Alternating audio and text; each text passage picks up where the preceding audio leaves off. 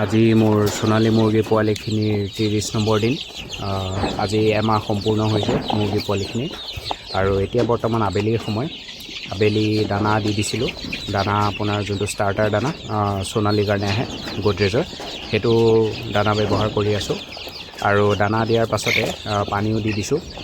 দানাৰ পৰিমাণ আৰু পানীৰ পৰিমাণ আজি বঢ়াই দিছোঁ, যিহেতু মুৰ্গীখিনিয়ে দানা আৰু পানী দিলে যথেষ্ট উৎপাত কৰে। সেইকাৰণে দানা আৰু পানীৰ পৰিমাণ যথেষ্ট বঢ়াই দিয়া হৈছে, মানে অৰ্থাৎ দুগুণ কৰি দিয়া হৈছে, যাতে মুৰ্গীখিনিয়ে পেট ভৰাই খাব পাৰে।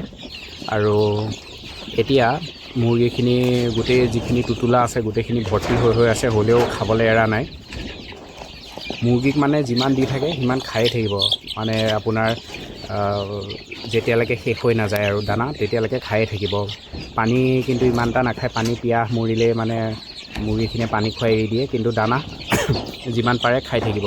কিন্তু সেই হিচাপত যদি লোকেল মুৰ্গী পোৱালি হ'ল হয়, এতিয়া প্ৰথমতে দানাখিনি খেচি ল'লে হয়, খেচি লোৱাৰ পিছতহে দানাখিনি খাবলৈ আৰম্ভ কৰিব। আৰু সোণালী মুৰ্গী হ'লে ধুমাধুম খায়।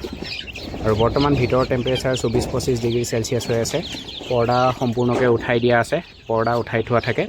আৰু সন্ধিয়া হ'লেহে পৰ্দাখিনি নমাই দিম আৰু লাইটকেইটা জ্বলাই দিম। এতিয়া বৰ্তমানলৈকে লাইট চাইট দিয়া হোৱা নাই, পৰ্দা উঠোৱা আছে যাতে ভিতৰৰ গেছখিনি ওলাই যাব পাৰে। আৰু বৰ্তমান মোৰ মুৰ্গী সম্পূৰ্ণ সুস্থ, কোনো ধৰণৰ মৰ্টেলিটি নাই, সম্পূৰ্ণ সুস্থ হৈ গ'ল মুৰ্গীখিনি।